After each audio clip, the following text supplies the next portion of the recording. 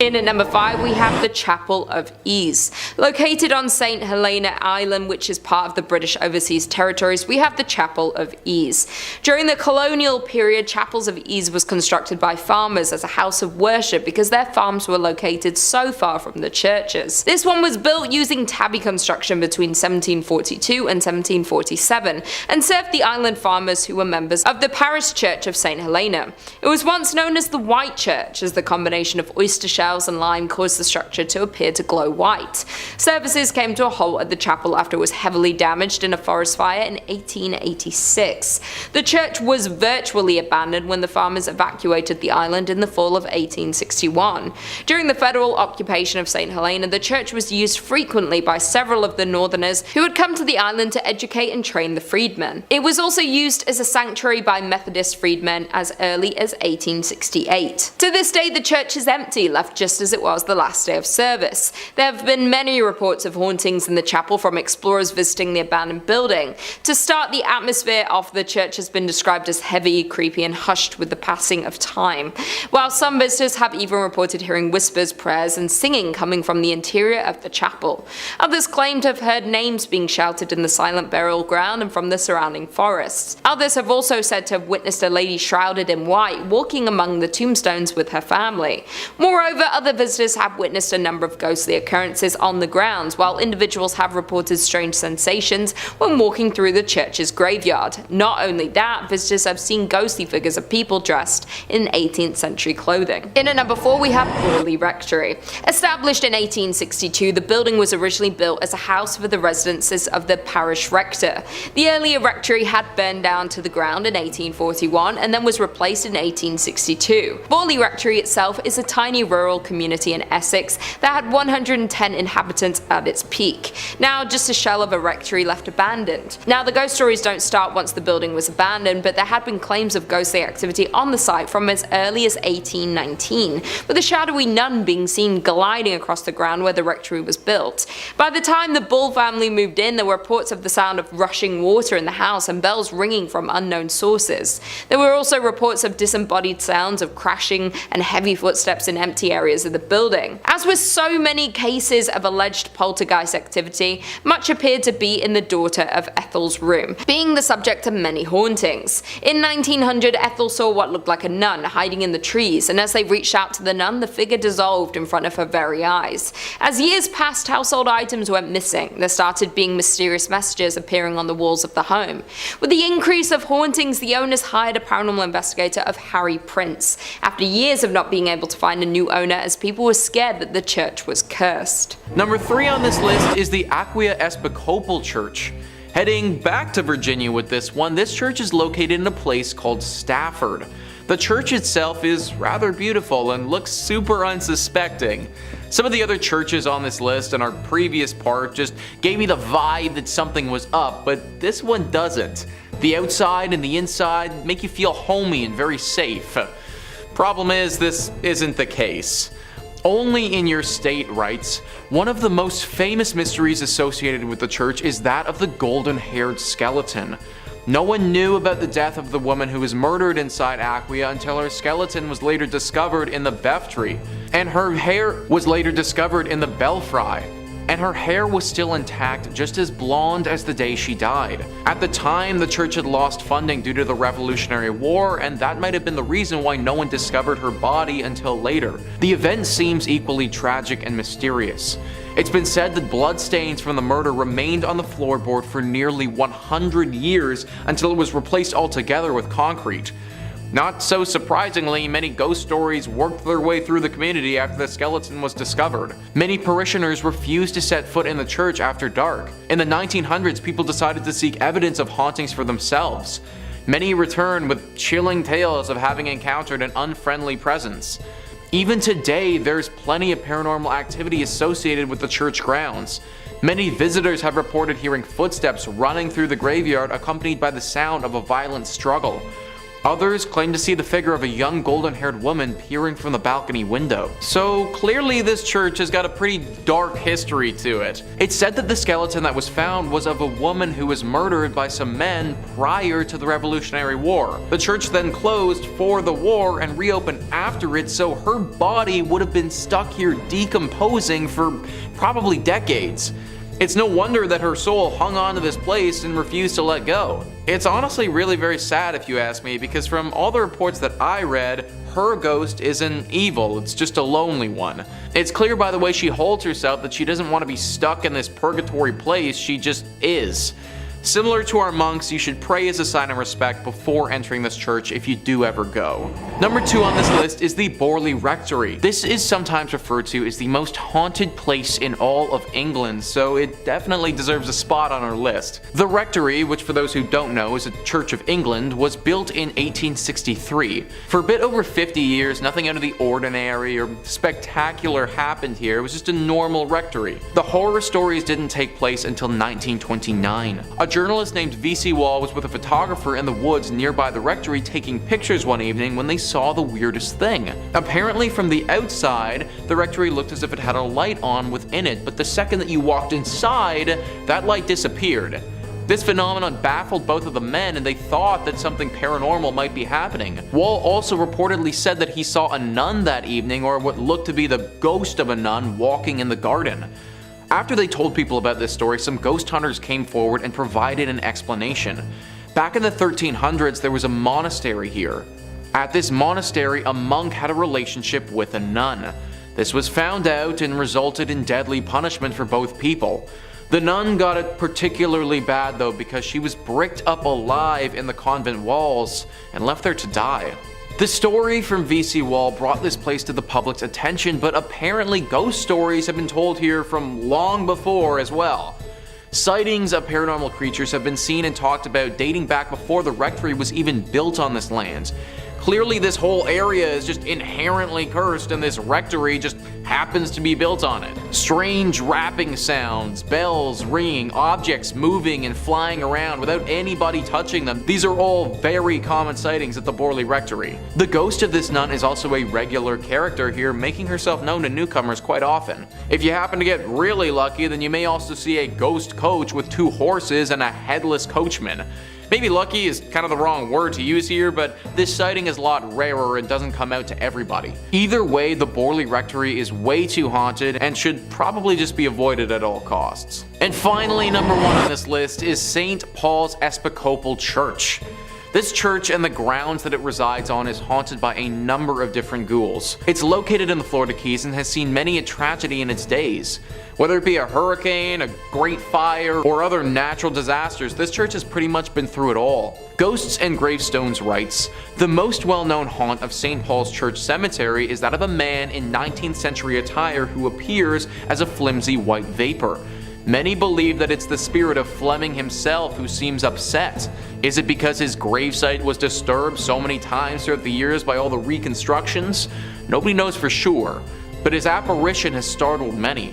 Another spirit that seems to roam the graveyard is a sea captain who appears to take great pleasure in frightening visitors. And beware of the ghost of a man who was legendary for driving the pirates out of Key West. His spirit is angry and ready to taunt, and those who've encountered his apparition say that even on a day when the weather is calm, violent winds come rushing through a tree that sits right next to his grave." John Fleming, the ghost that they talk about there, was the initial owner of this land and died on the property. His wife donated said land to be used for the church, but apparently her husband's spirit never left. The story behind the sea captain is unknown. Why he's come here or what happened to him is all a mystery. One thing is for sure though, he is a very dangerous ghost, and many visitors have reported being assaulted and terrified by him. This is definitely one of those churches that I would again avoid altogether, but if you do go, then make sure you say a prayer before entering. Number 5 on this list is Rossland Chapel. Rossland Chapel is located in Scotland and is arguably the most haunted church in that country. This chapel has a ton of ghostly legends surrounding it that lead to the lore of its hauntings. The Rossland Chapel actually writes themselves. In July 2006, a group of actors were rehearsing in the chapel for a play they were about to do at the Edinburgh Festival. One said that he saw a fairy-like figure in the grounds of the building. Another was locking up the chapel at the end of the rehearsal. As he was doing so, heard the voice of a child in the crypt. Obviously, he didn't want to lock the child in overnight, so he went down to the crypt to get the child, but found that there was no one there. Another tale says that the ghost of a white lady haunts Rossland Chapel. Legend has it that she is a girl from the St. Clair family who was bewitched by an evil spell and sleeps in an enchanted chamber. Here, she is waiting to be rescued by a knight. Once rescued, the spell upon her will be broken and the knight will be granted great treasures. And yet another tale is of a phantom dog which roams the grounds around the chapel, and on stormy nights its ghostly barking can be heard. We got a fairy, we got a child, we got spells, we got a dog. This chapel has everything that a paranormal lover could ever want. They also didn't mention in that article about the ghosts of the monks that supposedly live there. This used to be an area where a bunch of monks would meet while they were alive, and it seems as if their ghosts have never left. And the crazy part about all of this is that nobody knows why this church is as haunted as it is. Most places that are tied to spirits have some sort of horror story to go along with them, but there really isn't anything here at all. I suppose it's possible that this church just happened to be built on an area where tons of spiritual energy has gathered. Hit me in the comments down below what you guys think happened to this place to get it like this, cause I'm honestly stumped. Number 4 on this list is the Nest Church. This church is located in Norway and is no longer functioning. It's actually a collection of ruins now and a very popular spot for ghost hunters. The ghosts here are very interesting and unique. It seems as if they have a strong connection to electronic devices, because whenever anyone brings an electronic device to this place, it will immediately stop working and start flashing uncontrollably. If one wants to have an electronic device here, then it needs to be specifically made to withstand strong spiritual energy. The most popular myth surrounding the ghostly presence that resides here is of a priest named Jacob Christian Finnegan. This was a priest who presided over this church from 1800 to 1837. Apparently he suffered a very grim fate here along with his children. People believe that at some point a gang of thieves came to this place and murdered him. Along with his death, they took his children and bricked them up in the church, leaving them there before ransacking the place and taking any valuables. An even darker version of the legend says that the priest did this to his children himself and then promptly hung himself in the church for the locals to later find. I'm not too sure which legend is the true one, but either one would have left their dark mark behind. The screams of these children are frequently accompanied by the sighting of this priest. It's said that he'll stalk those who come here and follow them around, giving them a horribly uneasy feeling. At this point, the church is nothing but a ruin of its former self, and considering the ghostly presence that's waiting for you, I just avoid going altogether. In the middle of this creepy sandwich, in third place, we're taking a closer look at St. Mary the Virgin, located on the outskirts of Clop Hill, England. Originally built facing the west sometime around the year 1350, it's believed to have been erected on top of a leper hospital run by monks. I'd like to take a moment to note that it was built in the quote-unquote wrong direction, with churches traditionally facing east, the direction from which the sun rises, which is associated with the location of heaven and the return of the Messiah in Christian religion. Altars inside of these holy buildings would face in the eastbound direction for prayers. Some have claimed that because St. Mary the Virgin faces away from God, it thus opens its doors to hell, and ergo responsible for the tale I'm about to tell. The building was abandoned in 1848 when the rector at the time made the decision to have a new church built instead of expanding the previous one, which was much needed due to the rapidly growing congregation. Old St. Mary's, as was dubbed by the locals, was then primarily used as a mortuary chapel, holding bodies before they were buried in the adjacent cemetery. By the 1950s, St. Mary's had become so run down that it could no longer fulfill that use, with just the outdoor walls and tower remaining. In March 1963, the tomb of an 18th century apothecary's wife was broken into, and the bones were arranged ritualistically in the middle of the church. And once again on Midsummer's Eve of 1969, multiple women's graves were broken into, with bones being removed and rearranged once more. While the specific individuals involved in these acts were never identified, the arrangements found resembled those used in black mass rituals performed by satanic groups at the time. After the first incident in 1963, a rare decision was made to rehollow, or in more simple terms, re-bless the altar that was left in the building, in a failed attempt to protect the building from evil. Later that year, Reverend Harold Colthurst reported stumbling upon a group of men in the building that were in the midst of a mysterious ritual, being quoted as saying that the men were trying to communicate with evil spirits, chanting some sort of mumbo-jumbo. They were definitely in league with the devil. Modern-day visitors to the now landmark have reported seeing a plethora of ghostly figures during the day and nighttime, faint lights moving about before vanishing mysteriously, along with reports of a chilly and oppressive atmosphere even during warm days. In second place, we're visiting l'Abbaye de Mortimer, or Mortimer Abbey. It was originally built in 1134 on land gifted by King Henry I. The stagnant water of the drainage lake, which was dug out by the monks to dry up the marshy land, was called Mortimer, or the Dead Pond, giving the monastery its name. Totally not ominous or anything. The monks constructed what was then one of the largest monasteries in the world on said land. The legend says that after the passing of his only son, King Henry wanted to reform his daughter Matilda and had her locked in a room in the abbey for 5 years. The anger and hate she felt from being sent away and isolated stained and seeped into the walls of the monastery, cursing it for eternity. After her eventual release, she went on to live until 1167, when it said her spirit returned to Mortimer Abbey to haunt the area as the White Lady. She is said to appear on nights close to a full moon, moaning as she drifts through the now ruins of the monastery. Those that have seen her report that she alternates between wearing black and white gloves. If she appears to you with white gloves on, you're destined for good luck. But if she appears with black, you'll be expected to pass within a year. Alas, Matilda is not the only spirit one must worry about if visiting the abbey. When the monastery was at its peak in the 1500s, a frail and suffering woman was brought to the monks with an illness it was believed that only they could aid. It was revealed that she was possessed by the spirit of a wolf and cursed to become a werewolf for several nights. The monks chained her to a room and conducted multiple exorcisms in an attempt to eradicate the spirit. The monks were able to exorcise the evil wolf spirit or demonic force out of the woman, but it then attached itself to the grounds and walls of the monastery. Several hundred years later, in 1884, a man named Roger Saboureau was hunting in the woods nearby when he was attacked by a large werewolf. He shot it multiple times, killing the creature, but when he returned home at dawn, he found the body of his wife bearing wounds matching those he had given the wolf. People say the spirit of Roger's wife and his own heartbroken spirit still wander the area when the moon is full. The abbey was exorcised by the church in 1921, but still remains haunted to this day. And coming in first place, we have the Abbey of the Black Hag, locally known as Monasterngallagduff. Please don't curse me for my pronunciation. St. Catherine's Abbey, or simply as Old Abbey. It's located roughly 2 miles east of the village of Shanagolden, in the townland of Old Abbey. Gee, can you tell where it got its name?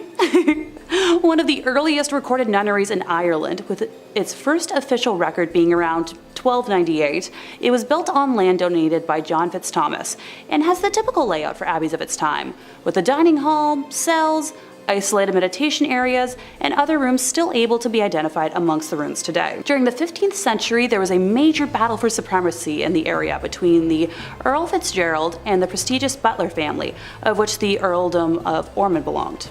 It got to such an extent that the local bishop was known to pray for peace between the families at masses.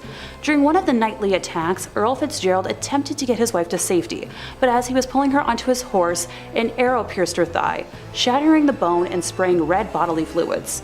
As he rode on, the Countess appeared to have succumbed to her injury, leading the Earl to seek sanctuary at St. Catherine's. The heartbroken man was certain his wife had passed, so he swiftly buried her beneath the altar and continued elsewhere to find safety. As the night went on, the nuns and residents began to hear hair-raising screams and made the decision to rebury the Countess in hopes of bringing her peace. When they dug up the body, they discovered her fingers were broken and her nails had been torn off. The poor woman had been buried alive, with a very slow and torturous end of her life. To this day, it is believed that the Countess has been unable to find peace and continues to scream in anguish, waiting for her husband to save her from a fate truly worse than death. Moving slightly ahead in time, we come to the Black Nun herself. Described as one in the order that wasn't content with being humble, helping others over herself, and the servitude to God, she instead craved power. The hag had her own cell, where she worshipped Satan and performed black magic, becoming a slave to the occult. This was the highest form of blasphemy in the church, and the other nuns in the order fled the abbey, while the hag remained in her now house of darkness. To complete her rituals, the black nun would venture into the local community and perform depraved, lewd acts and offer sacrifices, with bones of young community members later discovered on the grounds. In modern times, visitors have reported seeing the dark, shadowy figure of a nun wandering, the feeling of being constantly watched, and a disembodied hand reaching towards them. It has been reported that flashlights cannot function in the nun's cell, and modern batteries drain too quickly to have any sort of rational explanation. Coming in at number 5, we have Oradour Church in France. Located in central France, a few miles from Limoges lies a now abandoned town called Oradour-sur-Glane. The town is now filled with empty houses, train lines that are out of order, and a sign of tragedy. With roadside walls pocked with bullet holes, fire marks, scorching stone houses, the church roof has gone through some massive explosion. This tragedy happened on June 10, 1944, when Adolf Dieckmann received information from members of the Vichy regime that SS officers had been captured and were being held by members of the French resistance at Oradour-sur-Vaires. Dieckmann led his team to Oradour-sur-Glane intent on revenge. Whether he went to Oradour-sur-Glane instead of Oradour-sur-Vaires on purpose, or whether he mixed up the two towns because of the similarity in their names, is something we will never know. The men of the village were quickly rounded up, then herded into a variety of surrounding barns and garages, as the women and children were confined to the local church.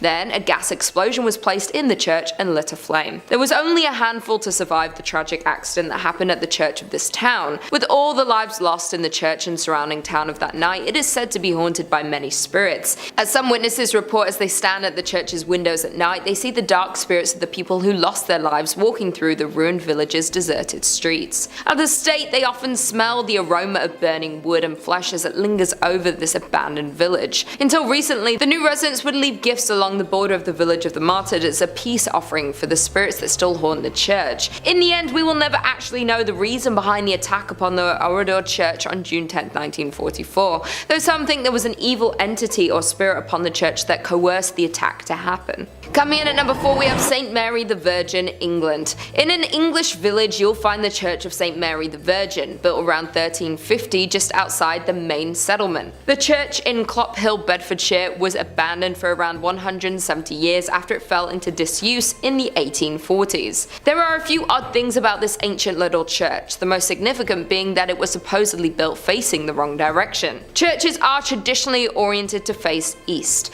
the direction from which the sun rises, which in the Christian religion is associated with the location of heaven and the return of the Messiah. Churches are positioned with the altar facing east, so people will pray in that holy direction. Some have claimed that because St. Mary the Virgin Church faces away from God, it thus opens its doors to hell. Indeed, the church has a long history of reported hauntings and supposed satanic rituals. The 14th century church was reportedly used for satanic rituals in the 1960s. As rumor has it, bones were dug up and arranged in satanic patterns. A paranormal investigator has speculated that some kind of black magic was performed at a church in Clophill, making it one of the most haunted places in Bedfordshire. The investigator explained that there's definitely something strange going on at the church, and this personal view is that it's down to black magic practices held there. He explains that he has also had many people confess the terrifying experience that they've had with the church. One filmmaker told the investigator that he saw a dark shape that was extremely tall coming towards him. The filmmaker and his colleague ran when he felt something grab his arm, even though he couldn't see anything. Once police arrived to the scene, instead of laughing the claim off, they congested that they've spent a lot of time guarding the abandoned site,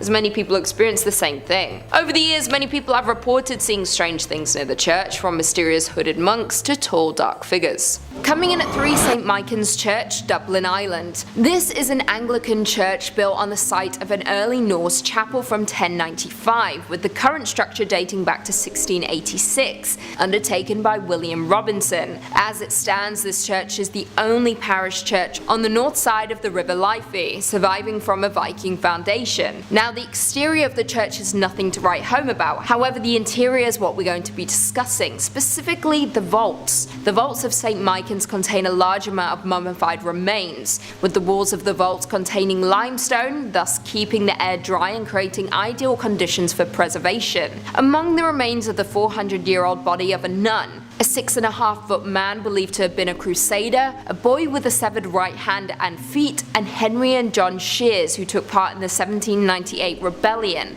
Unfortunately, a number of the crypts in the church's vaults were damaged by vandals in 1996 and once again in 2019. After the most recent event, the church has stated that several mummified remains were desecrated by vandals, including the remains of the nun and the crusader. Tours used to be open, however, after the recent incident they have been temporarily shut down. Not only will you be dealing with the enraged spirits of the dead when visiting this church, but also the despicable living. Coming in at 2, Cathedral of the Assumption of Our Lady, Guadalajara, Mexico. Also known as the Guadalajara Cathedral, this is a Roman Catholic cathedral of the Archdiocese of Guadalajara and was built in 1541 in the Spanish Renaissance style with neo-Gothic spires. However, though the building is beautiful, it has been plagued by hauntings and tragic events. On May 30th, 1574, during Mass, neighbours fired shots into the air. Some of the bullets fell onto the cathedral and started a fire, ultimately damaging the building. A second tragic event struck in 1818 when an earthquake shook the city, causing the towers and dome to collapse. The cathedral was of course repaired, however it continues to be in danger. It was damaged by earthquakes in 1932, 1957, 1985, 1995 and 2003. However, outside of natural disasters, the cathedral also has a ghostly side to it. One of the most popular attractions is of course the crypt of archbishops, which is truly chilling. However, more chilling still are the mummified bodies on display there, with one dating back to the 1700s, which belongs to a child that was killed for converting to Catholicism. Some visitors to the cathedral have claimed that they have seen her eyes blink and have witnessed her hair move. Very spooky indeed. And finally, coming in at number 1, St. Thomas Anglican Parish of Mulgoa, New South Wales, Australia. Designed by Reverend Thomas Mackison and built from 1836 to 1838, this church is incredibly striking with a Gothic revival design and is said to be one of the most haunted churches in not just Australia, but in the world. Though the church is youthful in appearance and located in a semi-rural area, it is hiding an incredibly dark and tragic history. Legend has it that 2 young boys died in a fire in the bell tower of the church after a prank went horribly wrong. Since that fateful day, any kind of light, even candles, anger the spirits of the boys' restless spirits. According to a Facebook group, Haunted Places of Sydney, they say, I quote, "There's an urban legend that claims that if you drive laps around the church at night, the headlights of your car will switch off, and if you continue, the car will stall." However, it isn't just the church's legend that is creepy. The surrounding cemetery is also filled with monuments that date back almost 200 years ago. With monuments that date back almost 200 years, adding to the creepy factor. As of right now, the church is owned by Anglican Church Property Trust and was added to the New South Wales State Heritage Register on April 2nd, 1999. Number 5 on this list is the Lady of Guadalupe Church. This church is located in New Orleans and is known to the locals as being one of the most haunted spots in the whole city. This location hasn't always acted as a place of worship, but for a long time was a chapel that you really didn't want to end up at. That's because for the longest time it was actually called the Old Mortuary Church. As I'm sure that you can probably guess, the crowd that entered this place wasn't the liveliest. In fact, using the word live to describe them is just flat out incorrect. New Orleans was hit hard many a time with epidemics, with yellow fever being especially bad. There were times during the city's history where the dead were too many to handle and they had to go somewhere. Enter in the Old Mortuary Church. Thousands upon thousands of bodies have went through these doors over the years. In fact, for the longest time, the only people this place saw were the pastors who were here and the countless dead. Everyday citizens were too scared to come here for fear of catching the disease and wouldn't even risk going to see their departed loved ones. Obviously, all this death has left its ghostly mark. Eventually, it was turned into a full-fledged church that people attend, but not before the spiritual damage had been done. Nowadays, the spirits of some of those who died during this harsh period in New Orleans history still haunt the area. Glowing orbs have been seen by those who frequent the church floating around at nighttime. Subtle and faint moans can be heard echoing throughout the walls, as if the moans themselves were wind blowing through the church. The ghost of a man has said to approach people from time to time claiming he needs help and that he was never sick to begin with. This is definitely one of those churches who's seen its fair share of tragedy over the years, and it shows. However, believe it or not, it may not be the most haunted church in New Orleans, but more on that later. Number 4 on this list is St. Helena's Chapel of Ease. This chapel is located in South Carolina and is a ruin of its former self. A website all about Beaufort, South Carolina writes, "The chapel was destroyed in a horrendous forest fire that happened after the Civil War. Today, the ruins of the chapel and a graveyard remain. The vault still remains out of order to this very day. The planters left St. Helena with the arrival of Union forces in 1861, and the church never regained its stature. Some stories relate that Union soldiers used it for services during the war, as well as Northerners who came to the area after the war to educate and train the former slave population. The door of the Fripp's vault was ruined by the soldiers, and at some point it was decided to brick up the entrance. According to the story, workmen did a very good job of sealing the vault, only to return the following day to find the bricks removed and neatly stacked beside the mausoleum. This had occurred many times. Convinced that the supernatural was at work, the job remained unfinished. Local authorities had assured that no one had been in the area the previous night long enough to complete such a task. Today, the vault remains empty. The door is half sealed by bricks. One might find the experience of looking into the vacant vault more than a bit unsettling, if not downright eerie. Ever since that moment, regular ghostly sightings have been reported here. A woman dressed in 18th century clothing carrying a child through the graveyard is one of the most frequent apparitions that takes form. People have also talked about hearing people singing here even though they'll be completely by themselves. Usually these songs sound like church songs and are quite beautiful actually. Also, just a general feeling of uneasiness has been reported at this spot very often. This place clearly has a very strong spiritual presence, and I'd highly recommend giving a prayer before entering it. Number 3, Monaster Nagayal Duff, or Abbey of the Black Hag, if you don't got all that time. Wow, you see that? You see what that church is called in that little chyron below me right now? I'm just supposed to pronounce that with my lips? Okay, it's also called the Abbey of the Black Hag, and that's what we're going with. We're not calling it that other thing.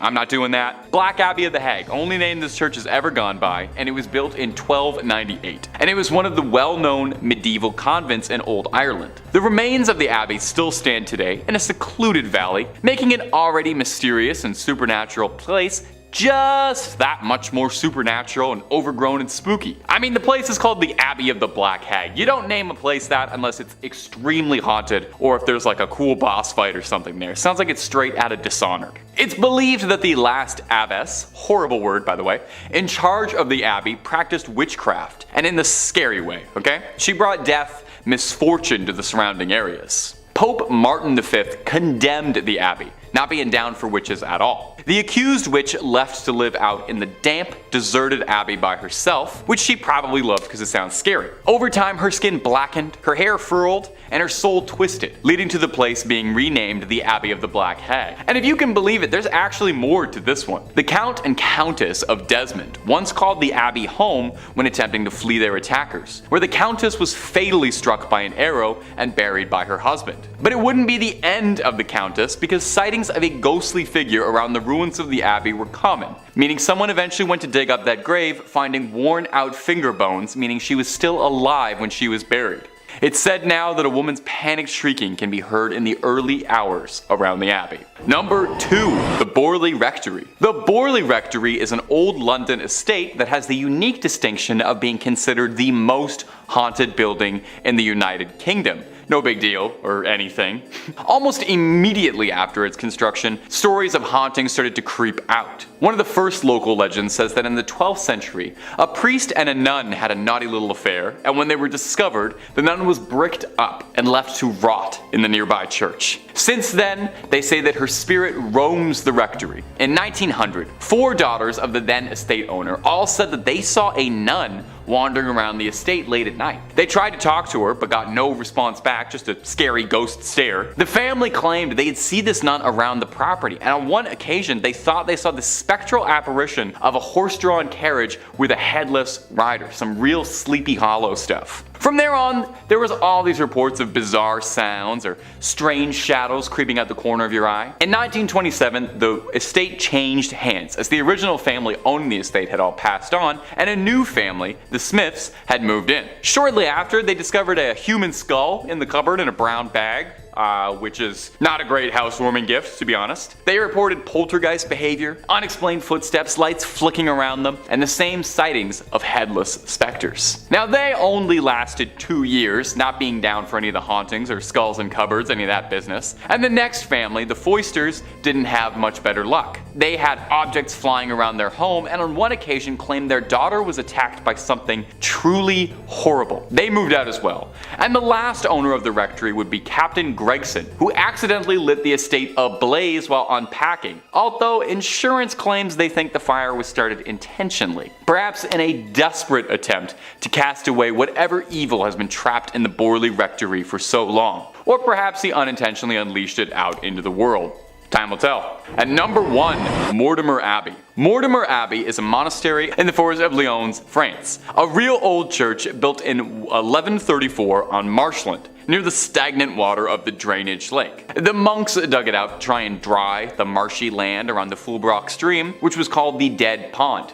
In French, Meltmal, which is where the name comes from. You can kind of hear it there. Mortimer, you know. Perhaps it's this history of being built on a dead pond is why Mortimer Abbey was doomed to be haunted. Now, the abbey flourished for centuries, but over time started to become claimed by the passage of time, and it fell into decline and disrepair. In the 17th century, there was an attempt to try and rebuild the abbey and recapture its former old glory, but the decline was already pretty present and had set in by that point, and by the time of the French Revolution, only 5 monks still remained in the abbey. Eventually, the abbey would collapse entirely and go private, and in 1863, the abbey would find itself in the hands of a rich Parisian family, the Delarues. Mr. Delarue moved his wife and his sons into the abbey, but soon discovered they weren't the only tenants. While walking the lawns, the young people of the house saw a light from the library. As if by an invisible hand, these hatches unfastened, their handles turned, and the windows and doors all opened. The paintings on the inside of the abbey turned themselves around and steps thundered out into the halls, and nobody moved out immediately after. I would have started looking for new real estate right then and there. But one night, the young Delarue, Charles, had his fiancée over to come see the estate that would become her new home in marriage. She was offered the guest room, but found herself terrified during the night when she couldn't sleep because she was too busy being tormented by mysterious sounds and objects around the room that were hurling themselves around, being possessed by something. Having had, quite frankly, enough, like I think any of us might have, the young suitor announced she would never live in this house, called off the entire marriage, and hurried back to Paris tout de suite, where there were plenty of handsome young men asking her hand in marriage who didn't live in old haunted estates, okay? That's the message to take away from this. Get the love you deserve, and the love you deserve is not in a haunted house. Number 5 on this list is the Templo Mayor ruins. So a church is typically defined as a place for Christian worship, but let's loosen up that definition just a little bit and start thinking about it as a building or landmark where people would have worshipped higher beings. If we start thinking about it like that, then the Templo Mayor ruins can certainly qualify. Mexico has a lot of haunted spots, but this is at the top of their list for sure. Gaurav Gupta writes, this archaeological site in Mexico has a blood-soaked past. It is a haunted Aztec civilization site that has made its presence felt throughout the time. Around 4,000 people were brutally killed to please Aztec gods. The priests would cut out the beating hearts from the victims' chests and then throw their lifeless bodies on the stairs of the Aztec temple. Aztec's last emperor, Cuauhtémoc, made his last stand invading Spanish armies before he was tortured and killed. This Aztec is now a museum, and tourists report strange sensational feelings and sightings of shadow figures. 4,000 people were likely sacrificed here. That is a truly absurd amount of sacrifices. Then throw on the fact that a great battle took place here, and you end up with so much death. Needless to say, the spirits of those that passed have never really left. Glowing orbs are always spotted at this place, especially in the evening. There have been reports of these glowing orbs touching the people and transporting them to the world of the dead. They go into a hypnotic state and can't move, sort of like what happens to people in the latest season of Stranger Things, if any of you have watched that. They have a very hard time explaining what has happened to them after the fact, but they know that it was the dead. dead. This is accompanied by a giant beam of light that flashes into the sky. There is evil here, there just has to be. All of the death that has transpired over the years has left a horrible stain on this place, and evil has congregated here. No one knows what type of evil or what spirit is behind this, but just know that this is a scary place that you should probably avoid. Number 4 on this list is the Ness Church. Ness Church is a Norwegian church that is no longer operating. It's a collection of ruins now and a very popular spot for ghost hunters. The ghost hunters have discovered that electronic equipment, or your standard cell phone, isn't going to do so hot in this church. For whatever reason, the second that you bring anything like that in, it just completely shuts down. If one wants to have an electronic device here, then it needs to be specifically made to withstand strong spiritual energy. The most popular myth surrounding the ghostly presence that resides here is a priest named Jacob Christian Finnegan. This was a priest who presided over this church from 1800 to 1837. Apparently, he suffered a very grim fate here along with his children. It's thought that he and his children were killed by an evil gang who came through the church looting it. They killed the priest and then, ever so cruelly, bricked his children up and left them to die. This is only one variation of the tale though, because one legend actually says that the priest did this to his kids himself. Regardless of which one is historically accurate, they're both pretty bad. The screams of these children are frequently accompanied by the sighting of this priest. It's said that he will stalk those who come here and follow them around, giving them a horribly uneasy feeling. It's very likely that if you go by yourself, this ghostly priest will attack you and could do some serious damage. Maybe he wasn't evil when he was alive, but he certainly is now. Number 3 on this list is Greyfriars Kirkyard. This church is located in Edinburgh in Scotland. History Hit says, with the kirk tracing its origin to 1598 and the graveyard dating back even further to the 1560s, Greyfriars Kirk and Churchyard in Edinburgh is said to be one of the most haunted religious sites in the world. Known for body snatching and violent ghosts, the famously fearsome site has even been referred to by Scottish poet Robert Louis Stevenson. The site's most famous ghost is Mackenzie poltergeist George Mackenzie, who is known during his lifetime as a ruthless persecutor of Scottish Covenanters, a Presbyterian movement in the 17th century. His spirit was reportedly released in 1999 when a homeless man looking for somewhere to sleep broke into his final resting place, the Black Mausoleum. Next to this mausoleum is the former Covenanters prison, which housed some 1,200 members of a failed anti-government revolution in 1679. Only 257 prisoners came out alive, with the remaining dead sent to haunt the churchyard. This church is haunted by so much negative energy that people around the area believe it's actually attracted the devil. Basically, all of this evil has gotten the devil's attention, and it's possible that one of those evil spirits that's hiding out is the devil in disguise. It's also believed that the devil may have released all of these demonic spirits to keep people away from this place, as he's doing something sinister. We may never know for sure though. Number 2 on this list is the Church of St. Mary the Virgin. This church is located in Bedfordshire, England, and could very easily be a hiding spot for the devil. Bedfordshire Live says, the Church of St. Mary the Virgin in Clop Hill, Bedfordshire was abandoned for about 170 years after it fell into disuse in the 1840s. During this time, the church fell into ruin as it lost its roof and became a focal point for vandalism, antisocial behavior, and, according to ghost hunters, black magic. Over the years, many people have reported seeing strange things near this church, from mysterious hooded monks to tall dark figures. The 14th century church was reportedly used for satanic rituals in the 1960s. As rumor has it, bones were dug up and arranged in satanic patterns. Damien Odell, head of the Anglia Paranormal Investigation Society, theorizes that the hauntings are what remain of black magic rituals from many years ago. He explained there's definitely something strange going on at the church, and my personal view is that it's down to black magic practices held there. I think it's possible for a group of Satanists to conjure up something and leave it behind.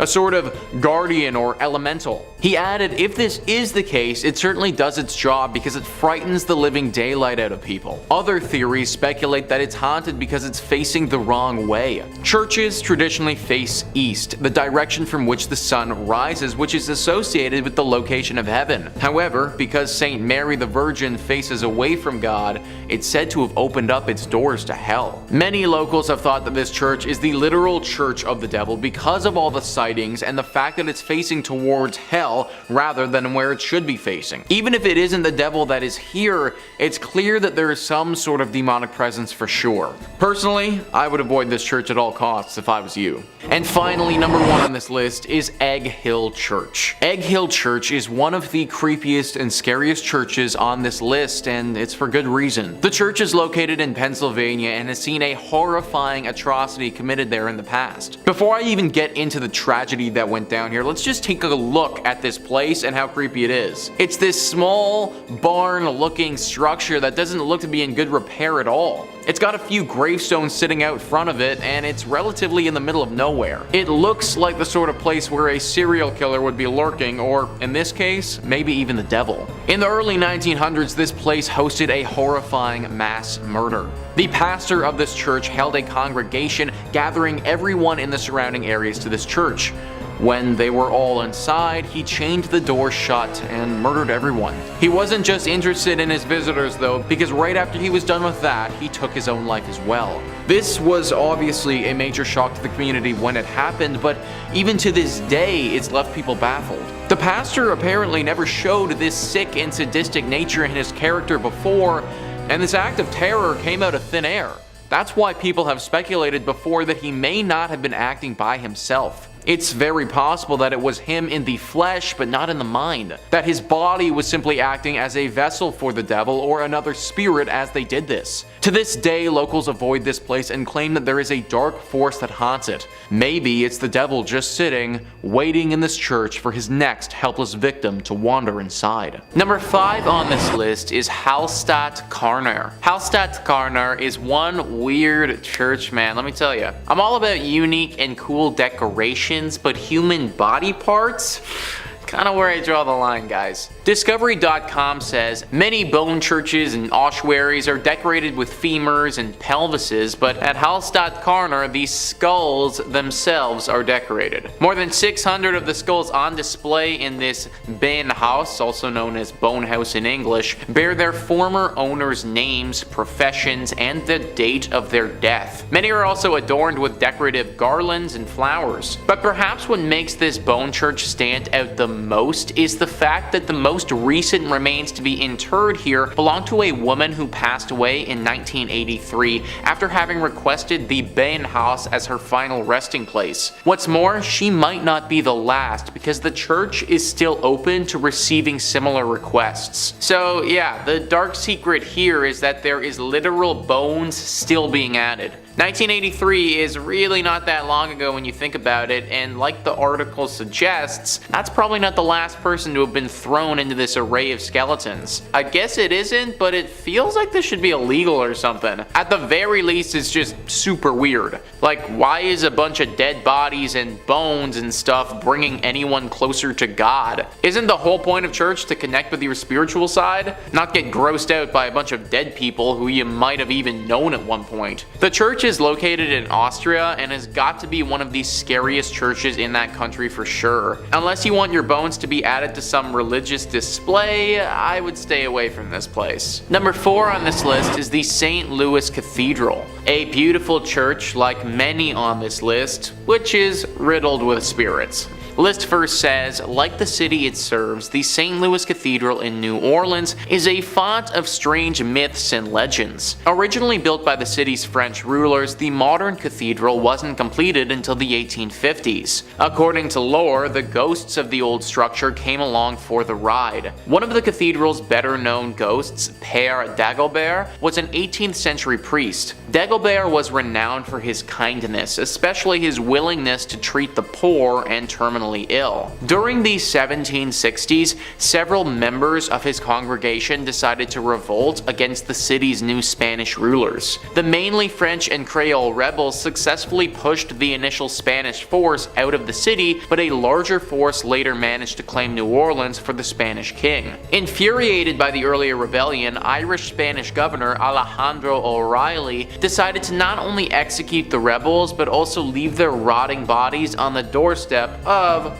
the St. Louis Cathedral. As a devout Catholic, Dagobert could not stand by while Catholic bodies were so roughly treated. After failing to get O'Reilly's permission to properly bury the bodies, Dagobert led a funeral procession down to St. Peter's Cemetery and placed the slain men in unmarked graves. Dagobert's successor, a Spanish priest named Pierre Antoine, is also said to haunt the cathedral. More intriguingly, Antoine's friend, voodoo priestess Mary Laveau, who often prayed at the church during her lifetime, is also considered to be one of the many spirits inside the cathedral. So we got voodoo priestesses, unmarked haunted graves, multiple spirits of bodies that were buried improperly. This church is just one big mess. Many people think that there are also a bunch of other secrets that this place has that we don't know about. Like this was a spot for a secret society hundreds of years ago who performed some very questionable rituals, and that's why this place is as haunted as it is. Whatever really happened here, we know it was dark and we know that it left its mark.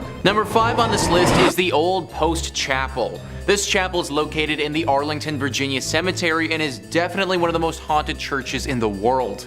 The Arlington Public Library writes, the Old Post Chapel was commissioned by Major George Patton Jr. in 1933 when he toured the chapels on the grounds of the Walter Reed Hospital. Patton told Post Commander Colonel Kenyon Joyce that the new chapel should combine the functions of a principal chapel with those of a mortuary chapel in one building.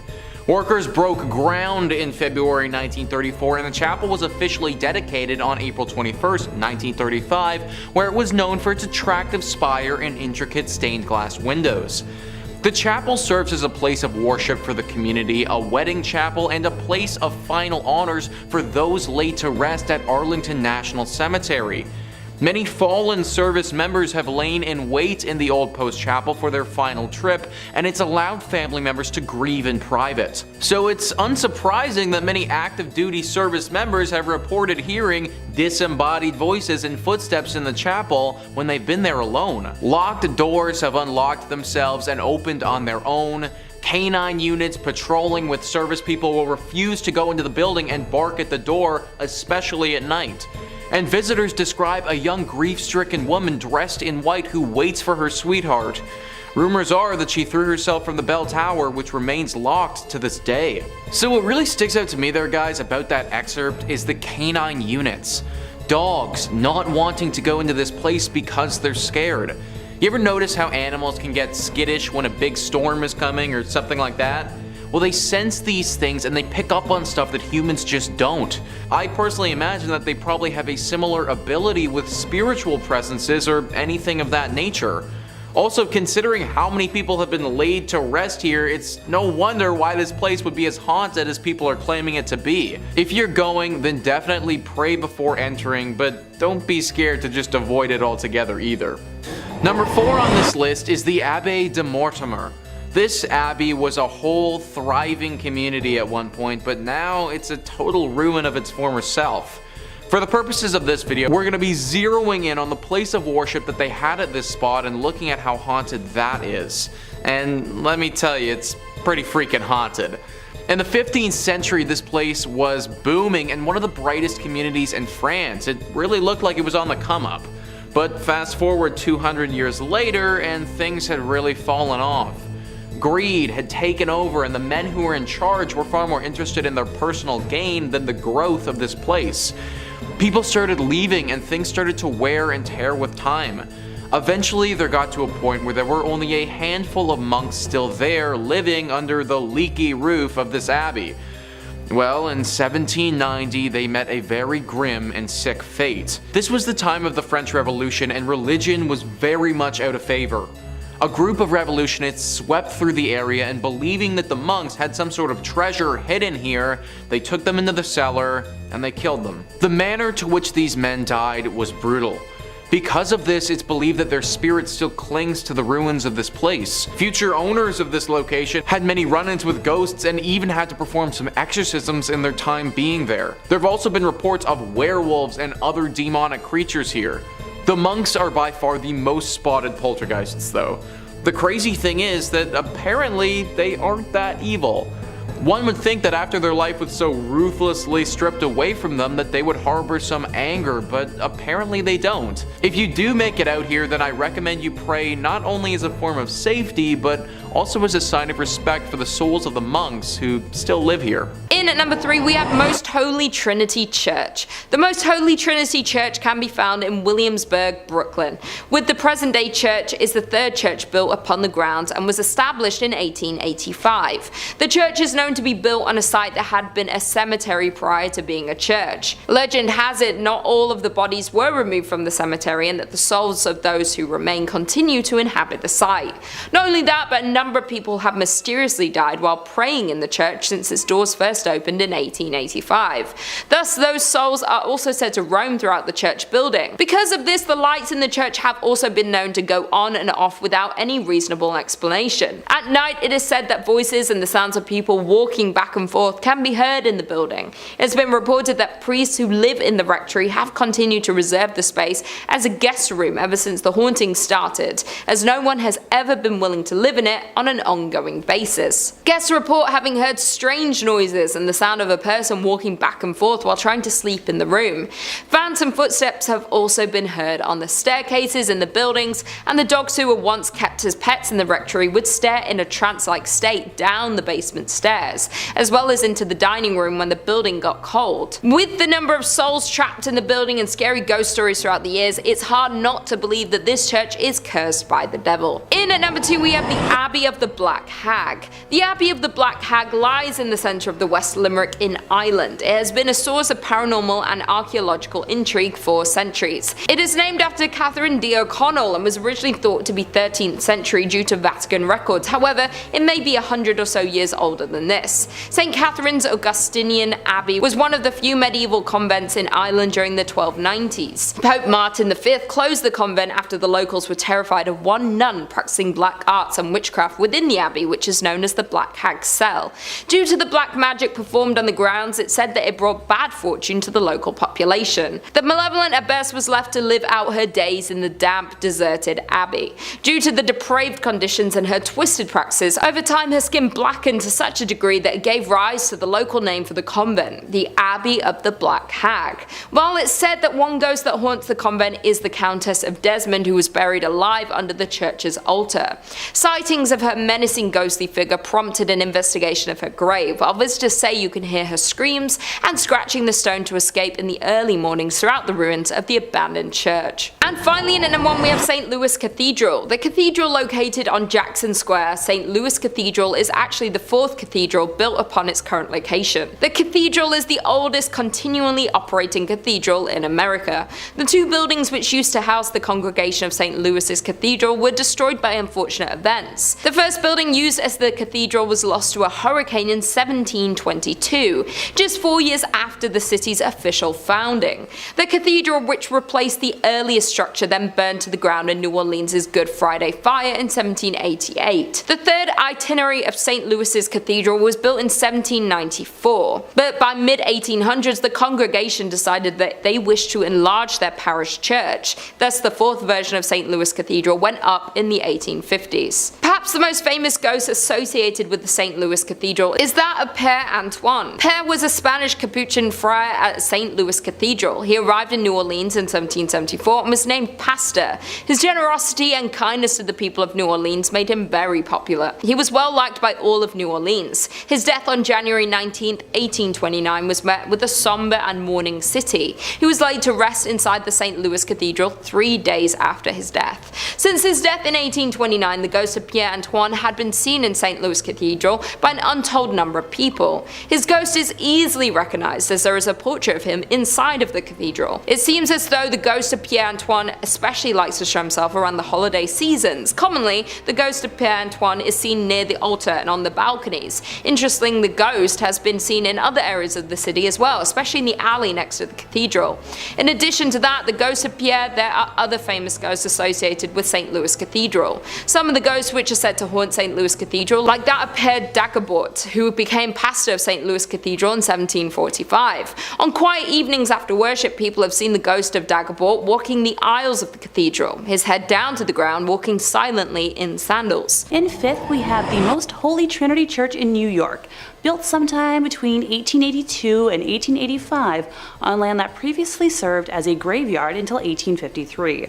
According to local rumors, not all of the bodies residing there were exhumed from the graveyard, and the spirits of those left behind still inhabit the grounds to this day. The church property covers an entire city block, and it is said that there are false closets leading to bricked up doorways, tunnels, and random sub-basements throughout the church and convent. There are also mysterious passageways on the upper levels of the church, where legend says only priests are able to enter. The church's rectory was built in 1872 by its second pastor, Monsignor Michael May, who later passed in his room on the second floor. Priests who live in the rectory have used that space for mainly a guest room ever since, as no one has ever been willing to live in it on an ongoing basis. Guests have experienced lights being switched off and on, hearing strange noises, and the sound of a person walking back and forth while trying to sleep. Phantom footsteps have also been heard on the staircases in the building, and dogs who were once kept as pets in the rectory would stare in a trance-like state down the basement stairs, as well as into the dining room when the building got cold. In 1897, a parish bell ringer named George Stell's life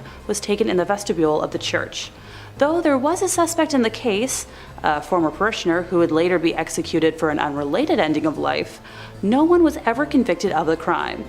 The red fluids of Mr. Stell's, as well as the red handprint of the killer, is believed to still be on the wall in a stairway leading to the bell tower. George's ghost still roams the church and is believed to be the reason why the bells will ring suddenly, vowing not to leave until his death has been solved. Moving on to our fourth place position, we have the Aquia Church of Stafford, Virginia. While the congregation was established in 1711, the physical parish wasn't built until 1751. It was a gorgeous brick building built on a peaceful hilltop with a two-story crucifix floor plan, which otherwise known as a cruciform, which was considered a rather unusual style for colonial churches. Aquia was built to replace two earlier sites of the Overwharton Parish, which were constructed around 1680. The inside of the church burned down in 1754 and was not rebuilt until 1757. It was then shut down from the Revolutionary War until the Civil War due to lack of funding, before reopening as a stable, campsite, and hospital for Union forces. It was during this closure that a young blonde woman was traveling the dark country roads, rural Stafford County, when a group of highwaymen accosted her. This time period was full of exasperated uncertainty from the war, and with it a severe lack of resources, food, and money. Men would wait hidden on the side of roads to steal the valuables from people walking or riding by their hiding spots. She ran from the men to the sanctuary of the church, but was only able to hide for a little while before they broke inside and ended her life. Her body was hidden in the tower, and the men were never caught. It wasn't until after the Revolutionary War ended in 1775 and the church was ready to reopen for services that what was left of her was discovered. A skeleton with golden blonde hair that was as intact as if she had been freshly slain. The red fluid that spilled on the floor from her death was impossible to remove. Despite using every trick known to man, the stains remained in the tower for well over 100 years, until during a modern renovation when the redness was covered up by concrete. With the facility still being in use today, members of the church have mentioned hearing footsteps walking around at all hours of the day and will break into a frantic run around the church at night, but no one is there. Noises can be heard in the empty tower, with some saying it sounds like a struggle, others describing a groan, whistle, or even a call for help. Many have also mentioned seeing a transparent woman in the church's windows, on the balcony, or even in the graveyard, dubbing her Blonde Beth after the hair of the skeleton. In the 1900s, brave people would try to stay overnight at the church, but were chased away by what they described as an unfriendly presence. A custodian working in the graveyard saw a ghostly woman's face floating above the graves, while another man saw a woman smiling at him through the balcony windows before she vanished. Number 3 on this list is the Church of Agia Theodora of Vasta Vasta. This church is located in Greece and is one of the most unique churches you will ever see. Sticking out of this tiny Byzantine church's roof is 17 holly and maple trees. These are sizable trees as well and grow over 30 meters tall. There are two versions of how this church got its ghostly presence, and they're described well by Greeker than the Greeks. They write, coming from a family of only girls, Theodora, to save her father from having to join the army, disguised herself as a boy and joined up. Not long after joining the army, a local girl, believing Theodora to be a boy, and when Theodora, for obvious reasons, rejected her, the girl, out of revenge, claimed she was pregnant by Theodora and demanded they be married. For reasons known only to Theodora, she did not reveal her secret, which could have saved her, and refused to marry and was consequently put to death. Version 2 is more or less the same, only this time, Theodora, again disguised as a boy, joined a monastery as a monk. Why she didn't save herself trouble and join a nun's monastery is not known, but anyway, a nun from a nearby monastery fell in love with the monk Theodora, the ending then being the same. Before her execution, Theodora prayed, "Let my body become a church, my blood a river, and my hair the trees." On the very spot where Theodora was executed, a spring gushed forth and grew to become a river which still exists today, as the river which flows beneath the tiny church. So guys, if that legend holds true, then not only is this church haunted by a ghost, but the actual church itself is a ghost. This whole thing was made up by the spirit of Theodora and therefore is basically a living church. Locals have said that because of this reason, the water that flows through this river has some exceptional healing properties and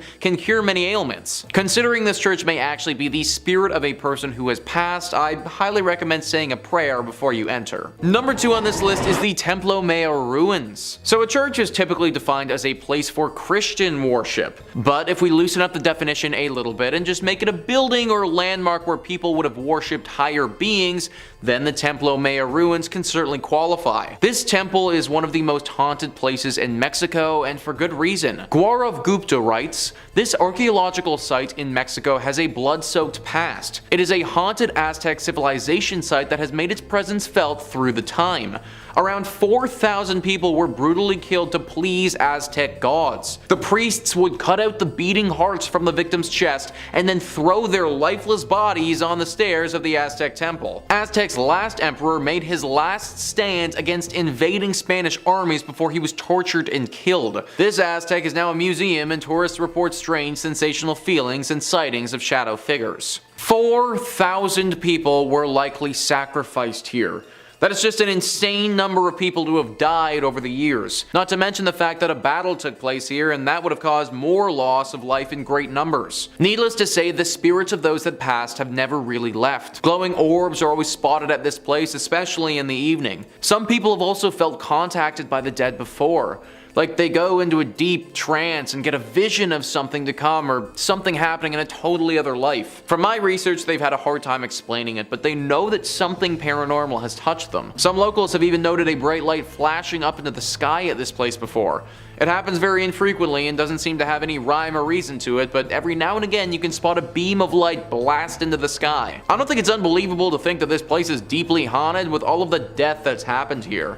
From my reading, it seems to be decently safe to visit if you go during the daytime, but I'd still say a prayer to those that were lost here. And finally, number 1 is the Chapel of the Dead. This one is really interesting because it's actually a crypt underneath a big church. The Chapel of the Dead, or the Capuchin Crypt, is located in Italy, and it's underneath the Santa Maria della Concenzo dei Cappuccini Church. This church is located in Rome and was built in the 1600s. The church itself wouldn't be haunted if it wasn't for the 3,700 skeletal remains that are found underneath it. Yeah, that's right folks, this Chapel of the Dead has a bunch of dead in it. The remains of these dead are everywhere along the walls and represent different rooms of this underground chapel. There are 6 different rooms that comprise this chapel, and they are as follows: Crypt of the Resurrection, the Mass Chapel, Crypt of the Skulls, crypt of the pelvises, crypt of the leg bones and thigh bones, and crypt of the 3 skeletons. Crypt of the pelvises, guys, that's an actual thing. I feel like I don't need to go into detail about what sort of remains hang along the walls in that room, but yeah, that's an actual thing. And listen to what Wikipedia writes about the last room, the crypt of the 3 skeletons. The center skeleton is enclosed in an oval, the symbol of life coming to birth. In its right hand it holds a scythe, symbol of death, which cuts down everyone like grass in a field, while its left hand holds the scales, symbolizing the good and evil deeds weighed by God when he judges the human soul. A placard in 5 languages declares. Obviously, with all this being said, this place is deeply haunted. It sounds like something straight out of an Indiana Jones movie, and from what locals have said, it definitely could be. Severe bad luck can befall those that enter into this chapel, and it seems to be totally random. I could enter it and be like 100% fine, but you could enter it and just have horrible things happen to you for years. It's a really interesting place to read about, but definitely not the sort of place I'd recommend visiting. Coming in at 5, St. Paul's Episcopal Church, Key West, Florida. St. Paul's Church is the 4th church structure built by St. Paul's between the 1800s and early 1900s. And though it may look bright and new, this is because the church has been rebuilt numerous, and I mean numerous times. The original church, made of coral rock, was completed in 1839. However, it was destroyed during the Havana hurricane in 1846 and was rebuilt in 1848. Once again though, the church was destroyed when the Great Fire of Key West struck in 1886. However, by some good fortune, the rectory survived unscathed, and the rebuilding once again began on the 3rd structure, ending in 1887. However, disaster struck once again though in 1909 when the church was destroyed by a powerful hurricane. This time though, the parish hall survived, as well as the rectory.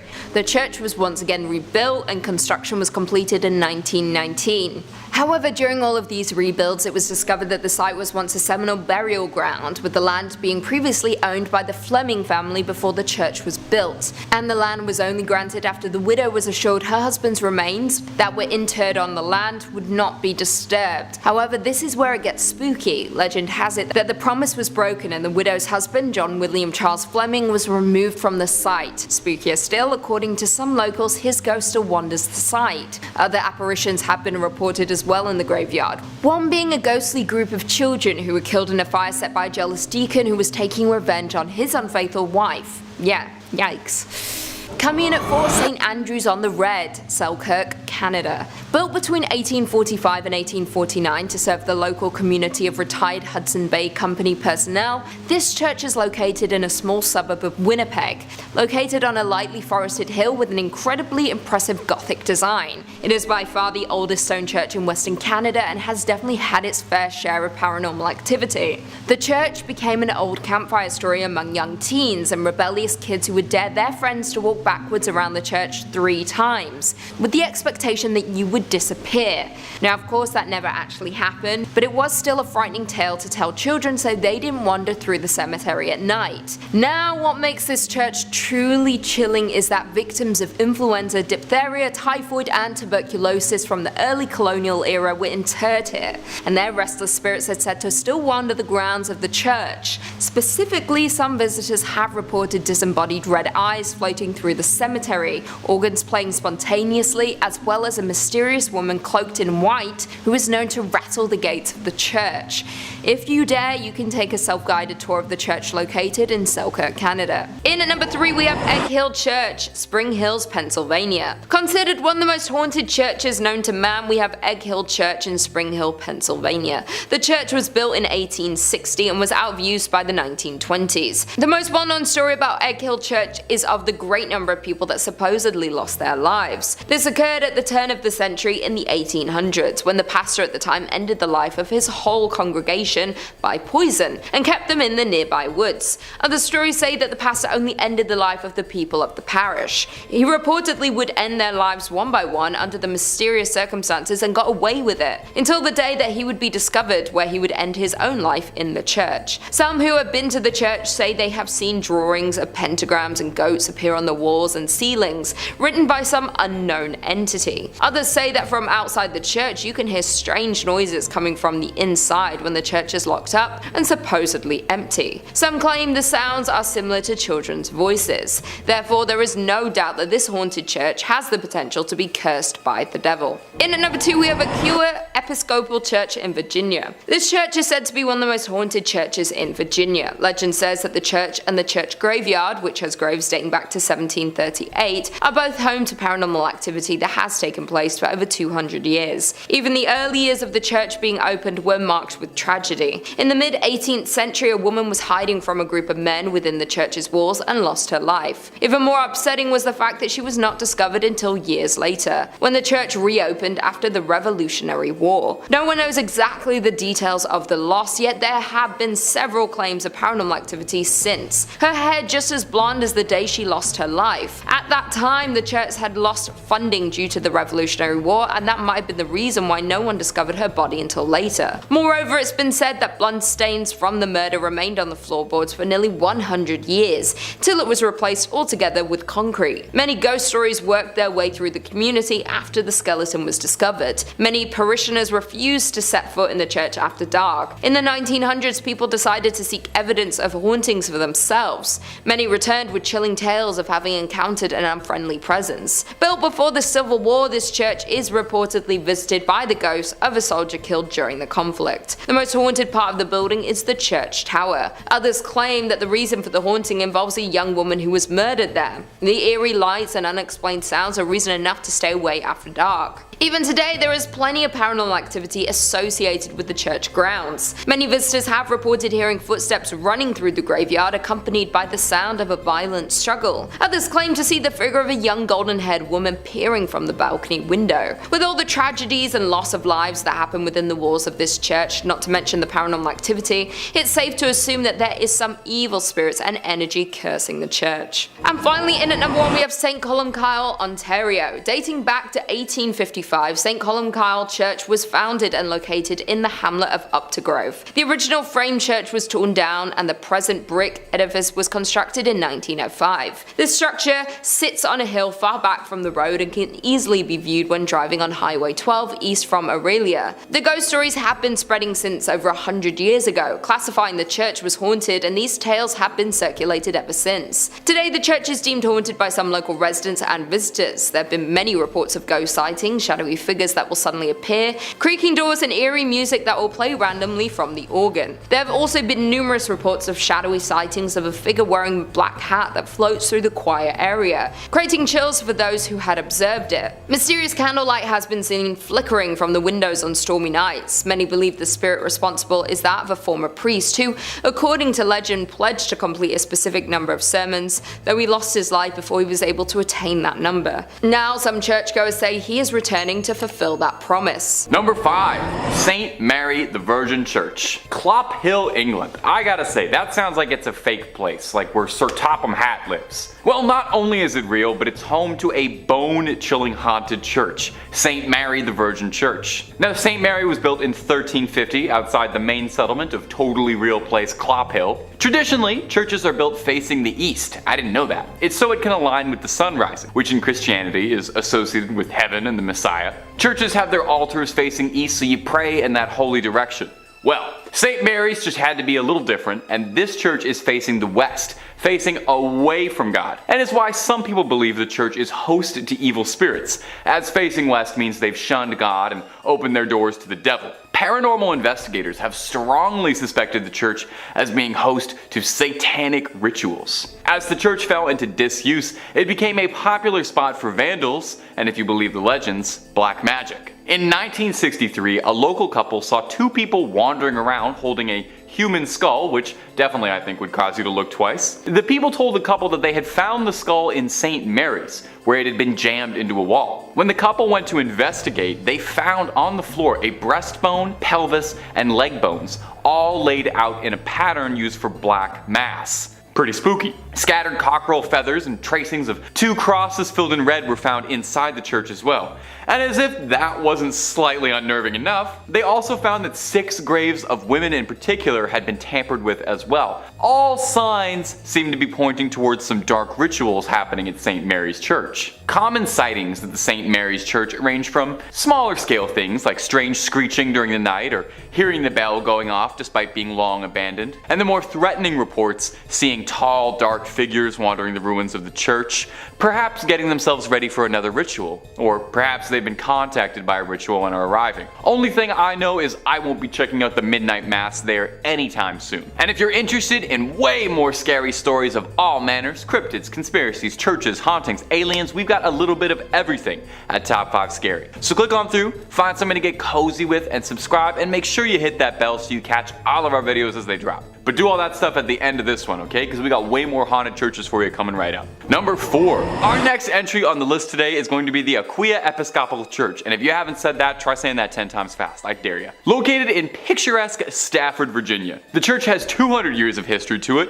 which means it's also got approximately 200 years worth of ghost stories to study. When the church was first built way back when in the 18th century, it was stained by an unfortunate tragedy. You see, the surrounding areas were exhausted by war and the lack of resources, food, and money, and as such, brigands would take to the dark country roads to attack innocents during the night for whatever they had on them. Well, one young woman was hiding from a gang of highwaymen and marauders and sought out the church as a safe haven. Unfortunately, the bandits eventually caught up with her and she met an untimely end. Now, these men were never caught for their crime, and her body was not found for hundreds of years, left there to rot and decompose. And many believe that because of this, her spirit is tied to the church. And there have been several reports of hauntings ever since the discovery of those accursed bones. Visitors mention hearing footsteps frantically scattered around at night. These footsteps break into a run, but if you go searching, you'll never be able to find anyone attached to them. Voices can be heard in the room where she was attacked, some saying it sounds like a call for help or a painful scream of a struggle. Some go so far as to say they saw a transparent apparition of the woman in the church's windows or on the balcony. One story comes to us from a custodian who worked the graveyard shift there in the 1990s, claiming that he saw a ghostly woman's face floating above the graces, and says that he saw her smiling at him through the balcony windows before she vanished. One last one on this church. In the 1990s, to celebrate the bicentennial anniversary, the church sent out an invitation to a group of Civil War reenactors to fight a mock battle on its ground. During the night, one of the reenactors was complaining that there was a red and orange light that was flickering the entire night during the church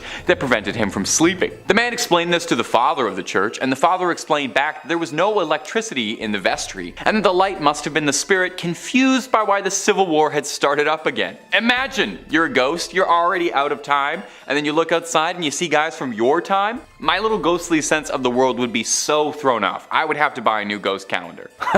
Number 3 on this list is Nidaros Cathedral. Located in Norway, this is referred to by locals as the most important Norwegian cathedral and also the most haunted. Taking a look at this thing on the outside, it's certainly very beautiful, but also gives me some serious haunted vibes. And those vibes are well founded. The church was finished being built in 1300 and is directly in the center of the city of Trondheim. It's certainly been around for a large part of Norway's history, however the hauntings at this church have been pretty recent relative to how long it's been around. It all started in 1924 when Bishop Mary Gleditsch saw something pretty scary and gruesome. The ghost of a monk who had a massive slash directly across his neck. This monk has been spotted haunting the church ever since, but the weird thing is, nobody knows why.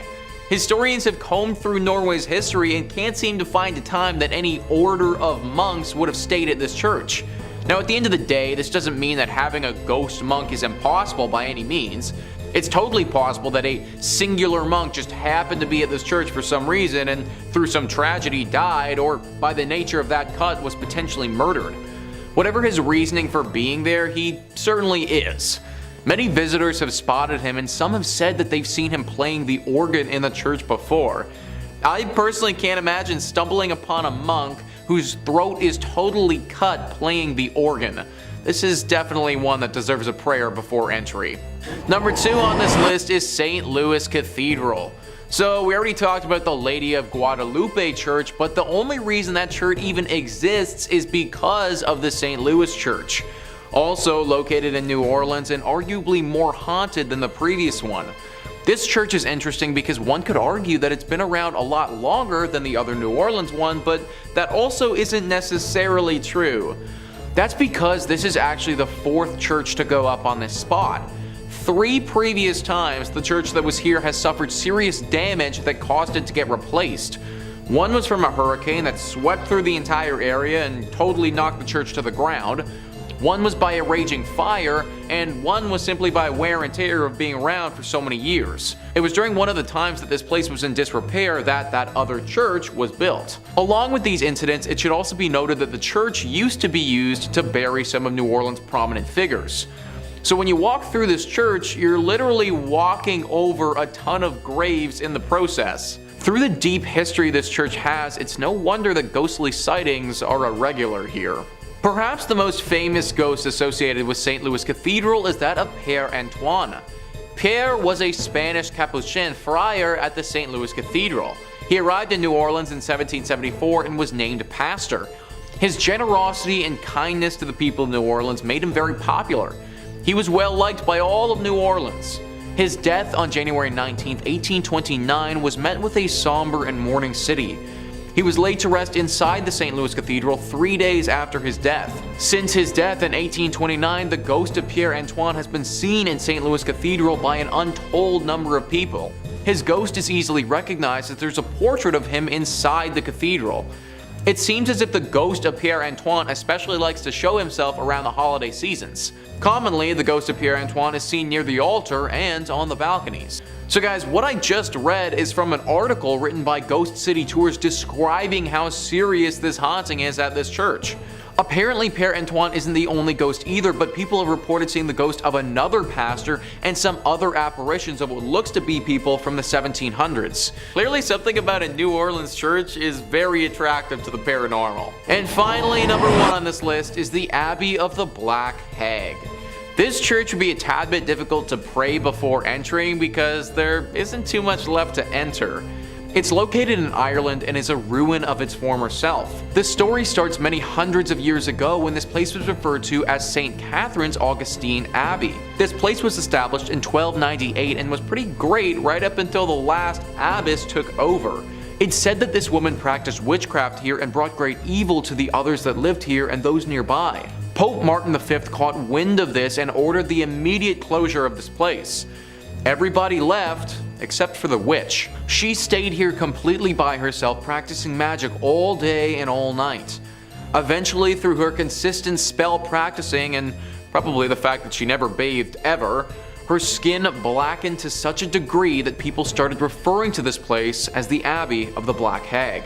Apparently this witch still resides here to this day, and the locals fear going here and risking her wrath. Tales have been told of livestock going missing, weird symbols appearing in the ground, and even the occasional child wandering into this area never to be heard from again. I feel like praying before you go to a place like this might not actually help that much. In fact, I'd just try avoiding it altogether if I was you. Number 5 on this list is the Borobudur Temple. Borobudur Temple is located in Indonesia and is frankly extremely beautiful. It's located on the island of Java and is one of the biggest Buddhist temples in the entire world. It truly looks like something from a legend or from something directly out of an Indiana Jones movie. Now, it was built many hundreds of years ago between 780 AD and 840 AD during the Selandria dynasty. There's a lot of lore that surrounds this temple and a ton of mystery. Located in a very remote location, it kind of got forgotten about for several hundred years. Then in 1970 it was almost rediscovered by UNESCO, and it was decided that they would try and rejuvenate it to its former glory. Now, during the process of rediscovering this beauty, they also rediscovered the darker side of this place, which has people believing at least at one point the devil may have been hiding here. Gruesome visuals etched into the interior of this temple depicting some just horrible things. Torture, beheadings, displays of sheer violence that I can't get into detail on YouTube about.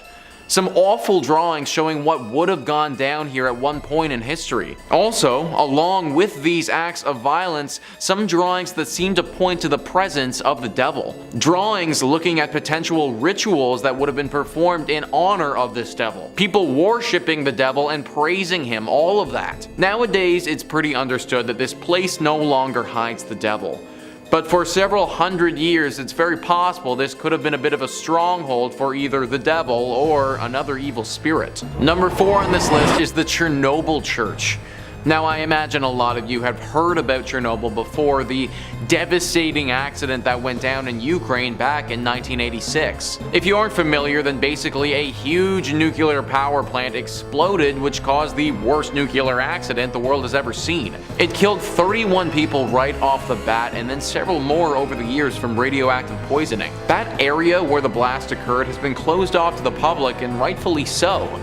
It's literally still radioactive to this day, and if people were to go into the 20-mile radius that's closed and then proceeded to stay there for an extended period of time, they would certainly feel the negative effects of doing so. All of this has left for a very creepy abandoned city vibe that looks like something straight out of the apocalypse. Most of the buildings here are horribly worn down and starting to fall apart. After all, it's been over 30 years and no one has looked after them at all. Which is why it's very strange to see the church in this village still in perfect condition. Recently, somebody entered into the radiation zone and went into this church. They were shocked to see that the church itself on the inside was still in perfect form. Even though everything around it has been hit hard with decay, this building still remains how it was. Why? Well, the person taking these photos didn't know, and they didn't stay too long to find out. Apparently, after entering, it wasn't long before they started to feel a very ominous presence. Something deep and dark and sinister lurking here, not wanting to be found. As if entering the church woke whatever this thing was from its slumber, and it wasn't ready to be woken. This individual got out of there as fast as possible and didn't want to investigate further, but it got me thinking that this church might be hiding the devil. A horrible accident occurs where tons of people perish. The whole city gets abandoned and no one can come into this area for over 30 years.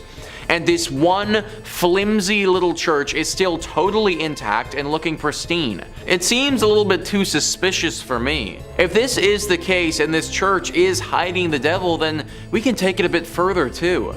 Now the real question comes out about how the Chernobyl accident really went down.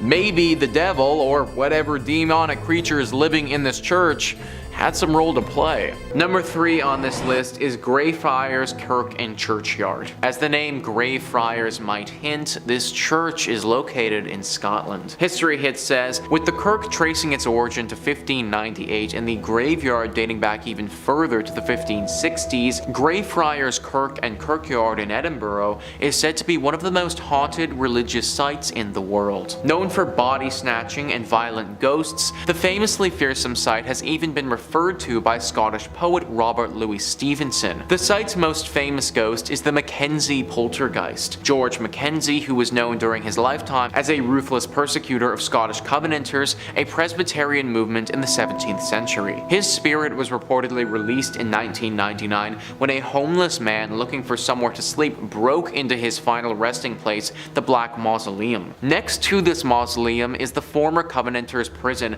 which housed some 1,200 members of a failed anti-government revolution in 1679. Only 257 prisoners came out alive, with the remaining dead said to haunt the churchyard. The negative energy that surrounds this church is said to be so strong that it's attracted some pretty powerful beings. The devil is the one being that people associate with this place. Some believe that this church is actually a secret lair for the devil, that these other demonic spirits are working to keep us away from this place so the devil can fulfill his evil agenda. If this is the case, then I think that we should do as the devil wants and leave it alone. Number 2 on this list is Borley Rectory. Built in 1863 in England, this is one of the most famous haunted churches in the world. We can thank the personalities of Ed and Lorraine Warren for bringing it into the spotlight, as they had quite the experience at this church back in the day. The horror stories began back in 1929. A journalist named V.C. Wall was a photographer in the woods nearby the rectory taking pictures one evening when they saw something very strange. From the outside, the rectory looked like it had a light on, but if you walked inside, it was all dark. Wall also saw the ghost of a nun that evening walking around the graveyard looking as eerie as you may expect. After they told people about this story, some ghost ghost hunters came forward and provided an explanation.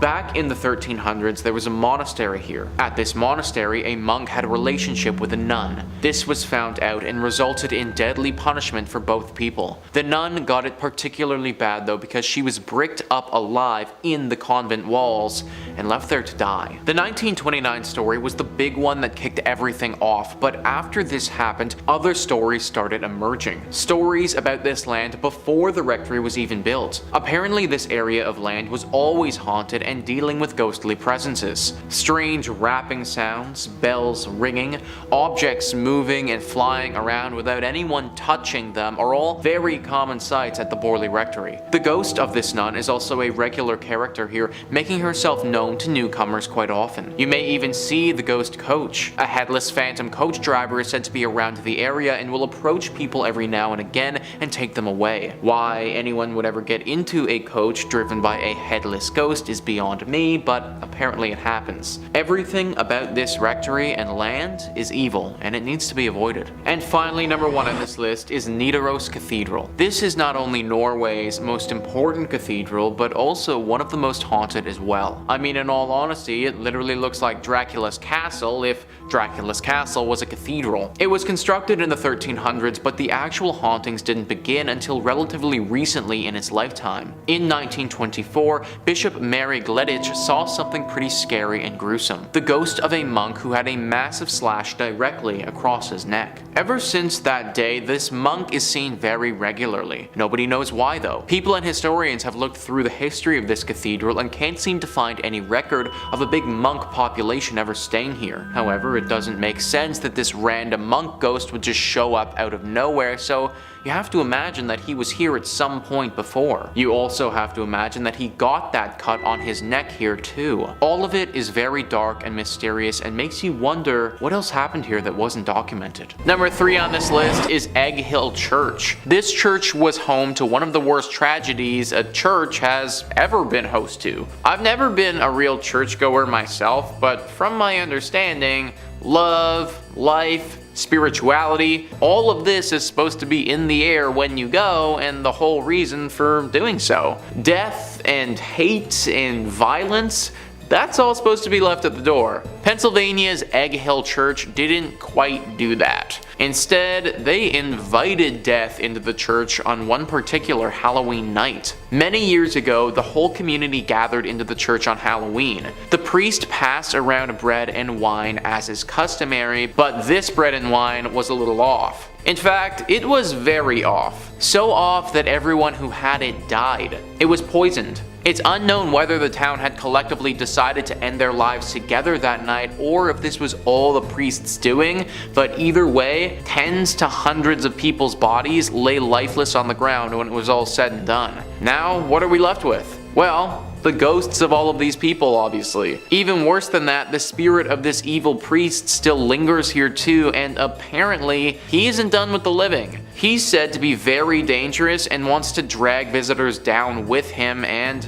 take their life. This whole story is pretty much as dark as you can get, and it's no wonder the place is totally messed up today. Number 2 on this list is St. Nicholas Church. Hey, it's me. It just so happens that my church is haunted by a dozen spirits. Great. List first says St. Nicholas Church is practically haunted by default. That's because the village of Pluckley, its home, is reputably the most haunted locale in all of England. The Kent village is home to the Watercress woman, who occupies the Pinnock Bridge, and to the ghost of a schoolmaster who committed in front of his pupils. According to a conservative estimate, Pluckley contains no fewer than 12 active spirits. The church itself is said to be the home of both the beautiful ghost of Lady Daring and the Lady in Red, a ghost who searches the adjacent churchyard for her lost baby. The ghost of a former miller who worked in the area is also said to haunt the churchyard in search of a long-lost love. Also, the ghost of a monk at nearby Greystone's house is also said to be seen during the night. Finally, visitors to St. Nicholas have reported seeing lights in the church's windows when no one was inside. So we have another church with just a plethora of horrible things. Someone taking their own life, a missing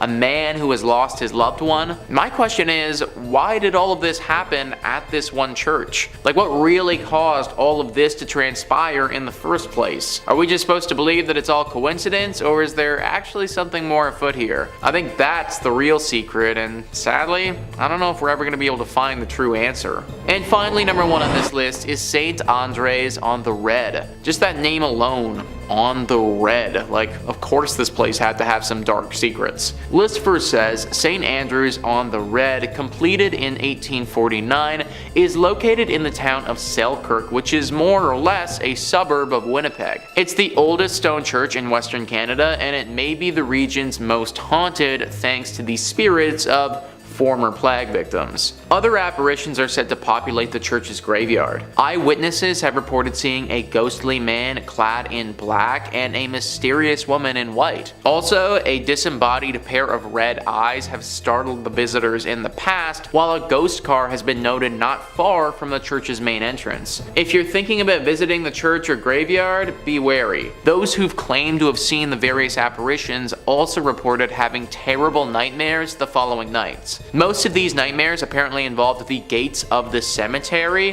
which rattle even though no hands are seen shaking them. Some people can't shake these nightmares either. The occasional individual will have these persist for months or even years. I'm sure that the architecture and natural beauty is nice and all, but I'm not trying to risk nightmares for a year to see it. I do wonder what happened to those gates though. Is it some weird thing with the wind that's causing it, or is it what people suggest, some type of ghostly intervention? I tend to think some sort of spirit has to be involved, considering the thing with the nightmares happens as well, but you gotta wonder who. Sometimes I really do think that being a paranormal investigator would be awesome, because you could get to the bottom of these things, but then again, that's a pretty unforgiving profession.